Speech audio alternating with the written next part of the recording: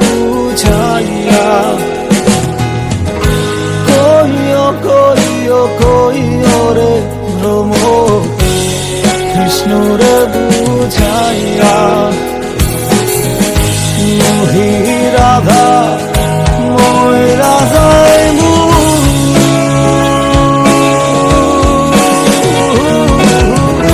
কৃষ্ণ হারা হইয়া রে ভ্রমর গিয়া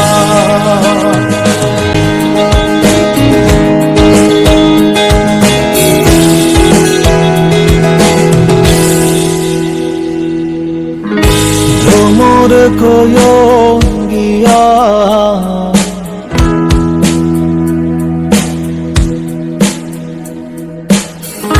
শ্রীকৃষ্ণ বিদের অনলে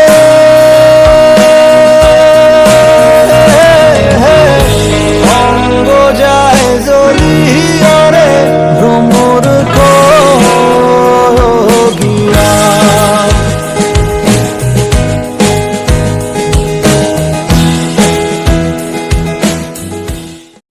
এতটুকু শুনতেই তিহিয়ং চমকে উঠল। তিহিয়ং একবার আশেপাশে তাকিয়ে দেখলো এই ভিকের গানের তালে সবার মাঝে উচ্ছ্বাসের জোয়ার। এটা তো সেই গানটাই যেটা তিহিয়ং প্রতিদিন একবার হলেও শুনে থাকে। বলতে গেলে এটাও প্রিয় গান। ছোট বাটন ফোন চালিয়ে যে গানটা প্রতিদিন শুনে সেটা বের করে একবার কানে চেপে ধরলো। কিছুক্ষণ তার ফোনের গানটা শোনার পর এবার স্টেজে গাইতে থাকা ব্যক্তিটার গান শুনলো। তার কাছে বিষয়টি বিস্ময়কর লাগলো।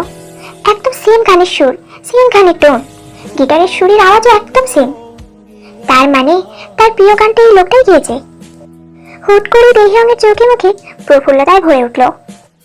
হাসি মুখ নিয়ে মনে মনে কয়েকবার নিজের ছোট বোন জিমিনকে কয়েকবার ধন্যবাদও দিয়ে নিল।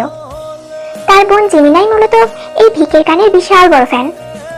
কিছুদিন পর পরই তার বাটন ফোনটাতে বন্ধু কিংবা দোকানে টাকা দিয়ে ভিকের এই গান ডাউনলোড করে নিয়ে আসে। তেমনই একদিন তিহিয়ংকেও কয়েকটা গান ডাউনলোড করে দিলে এই গানটাও সবচেয়ে বেশি প্রিয় হয়ে যায়। জিমিনা যদি জানে তিহিয়ং ভিকের কনসার্টে এসেছে তাহলে তো মেয়েটা আফসোসেই মরে যাবে। বারবার বলবে আমি কেন তাকে নিয়ে এলাম না।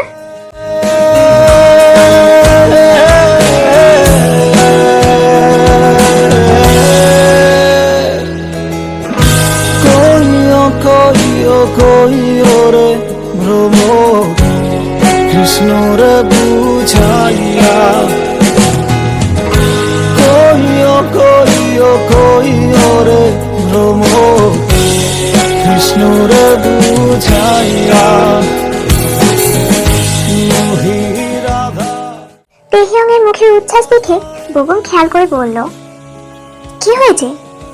একটু আগেই তো ভিকিকে গালাগালি করছিলে, এখন আবার ওর গান শুনে দেখে মনে হচ্ছে প্রচুর চিল মোডে আছো তুমি। তুমি আবার ভিকের গান শুনে ফ্যান হলে নাকি? ওর চেহারা দেখে ক্রাশ খেলে? গান শুনে ফ্যান হলে প্রবলেম নেই, কিন্তু ক্রাশ টাশ খেয়ে গেলে কিন্তু ইয়োনো আমাকে উস্তাদি আফ্রিকা পাঠিয়ে দেবে। দেখা যাবে তখন আমাকে বলবে, শালা আমি দুদিনের জন্য দেশের বাইরে চলে এসেছি আর তোকে আমার হবু বইয়ের দেখাশোনার চাকরি জোগাড় করে দিতে বলেছি, সে তুই কিনা কাজের কাজ না করে এই ভিকের উপর ক্রাশ খাইয়ে দিলি। বগুমের কথা শুনে তিহিয়ং হেসে ফেলল। ক্রাশ টাশ যেটাই খাই না কেন, বিয়ে কিন্তু আপনার বন্ধুকেই করবো, কথাটা বলে দিন তাকে। তিহিয়ংয়ের কথা শুনে বগুমও হাসলো। রাধার মনে বলে শুনো রে কাহালিয়া,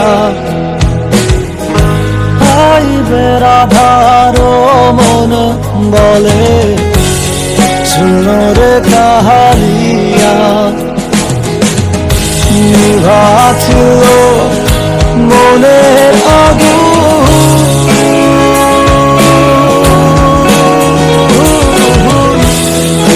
দিলা জ্বালাইয়া রে ভ্রমর গিয়া। গানের মাঝে তিহিয়ং আবারও বগুমকে জিজ্ঞেস করলো, আচ্ছা উনি ছাকা টাকা খেয়েছেন নাকি? হঠাৎ এমন কেন মনে হলো? কেমন যেন ওনার গানের মধ্যে একটা ভীষণ বিরহের সুর ভেসে আসে। মনে হচ্ছে গানটা একদম মনের গভীর থেকে গাইছে। বাপরে, গানের মধ্যে এত কিছু নোটিস করে চলছো?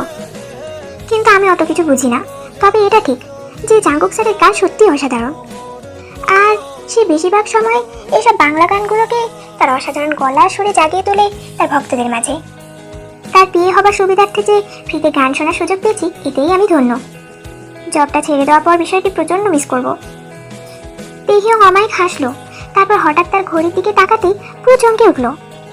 রাত 1টা বাজে। মাথায় যেন আকাশ ভেঙে পড়লো।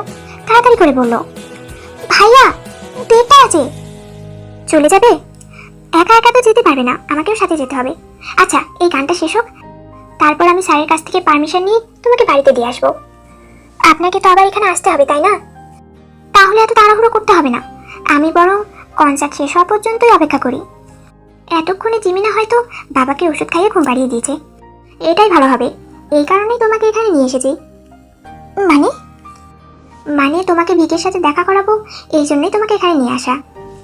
তোমার জবটা মূলত ভিকে স্যারের সাথেই জড়িত, কিন্তু তোমার ভিকের প্রতি অনীহা দেখে মনে হচ্ছে তুমি আদেও জবটা করবে কিনা কে জানে। তাই বিষয়টি নিয়ে আজ ভাবনা চিন্তা করো, তারপর না হয় কাল ডিসিশন জানিও। আর স্যালারির কথা তো বললামই, তোমার জন্য যথেষ্ট ভালো হবে, মান্থলি পুরো 60K। তেহিয়ং প্রচণ্ড অবাক হলো। যেখানে সে সারা মাস টিউশন করিয়ে 10,000 টাকা পায়, সেখানে একটা চাকরিতে এত টাকা। সে বিস্মিত হয়ে বলল, মানে 60,000 টাকা মাসিক স্যালারি? এমন কি কাজ করতে হবে যার জন্য এত টাকা স্যালারি দেওয়া হবে? আমি যা করি তাই? তেহিয়ং কপাল কুঁচকিয়ে বগুমের দিকে তাকাতে, তোমাকে ভিকে বিয়ে জবটা করতে হবে। তেহিয়ং আরেক দফায় বিস্মিত হলো, অনেকটা জোর আওয়াজেই বলে উঠল, কি? দোতলার এক বাড়ির নিচতলায় নিজের রুমে গভীর ঘুমে আচ্ছন্ন তারিক শিকদার। ছোট মেয়ে জিমিন শিকদার। সেই কোন বেলা খাবার ওষুধ খাইয়ে তাকে ঘুম পাড়িয়ে নিজের রুমে গিয়ে ঘুমাচ্ছে। অবশ্য এখন ঘুমানোরই সময়, এখন যে মধ্যরাত। বড় মেয়ে তেহিয়ংয়ের অপেক্ষায় দুজন বসে থাকলেও রাত বাড়তেই দুজনেই ঘুমিয়ে পড়েছে। কিন্তু হঠাৎই দরজা খোলার আওয়াজে তারিকের ঘুম ভেঙে গেল। বুঝে গেল তার মেয়ে চলে এসেছে। শোয়া অবস্থাতেই জোরে জোরে বলতে লাগলো, তেহিয়ং, মা তুই এসেছিস? কিন্তু তার ডাকের সুরে কোনো উত্তর পেল না তারিক। সে আবারও বলল, মা তেহিয়ং, তুই কথা বলছিস না কেন? তুই এসেছিস, এসে তাকে জবাব দে। এবার কারোর কথা শুনতে পেয়ে তারিক মুচকি হাসলো। কেউ একজন বলল, হ্যাঁ বাবা, আমি চলে এসেছি। কিন্তু সেই হাসি বেশিক্ষণ স্থির হলো না। তারিক দেখলো তার বড় মেয়ে তেহিয়ং এক সোজা অবস্থায় বড় এক ছুরি ধরে তার দিকে এগিয়ে আসছে। তারিক শোয়া থেকে উঠতে চেয়েও আর উঠতে পারল না। তার শরীর মেয়ের এই অদ্ভুত রূপ দেখে আতঙ্কে অবশ্যই বিছানাতে পড়ে রইল। কিছুক্ষণের মাঝে সে দেখল তেহিয়ং একদম তার কাছে চলে এসেছে। সে কিছুটা ভয়ত গলায় বলল, কি হয়েছে মা, তোর হাতে এত ধারালো ছুরি কেন? তারিকের কথায় তেহিয়ং বাঁকা হাসলো। এরপর পিছনে থাকা অন্য হাতটা সামনে আনতেই তারিক আরেক দফা আটকে উঠল। তেহিয়ংয়ের এক হাতে ধারালো ছুরি আর অন্য হাতে ধারালো চাপাতি দিয়ে দুটো কিছুক্ষণ পর পর একসাথে করতে করতে বলল, সরি বাবা, আমাকে ক্ষমা করে দিও, আমার এছাড়া আর কোনো উপায় ছিল না। তোমার শেষটা যে আমার জন্যই হতে হবে বাবা।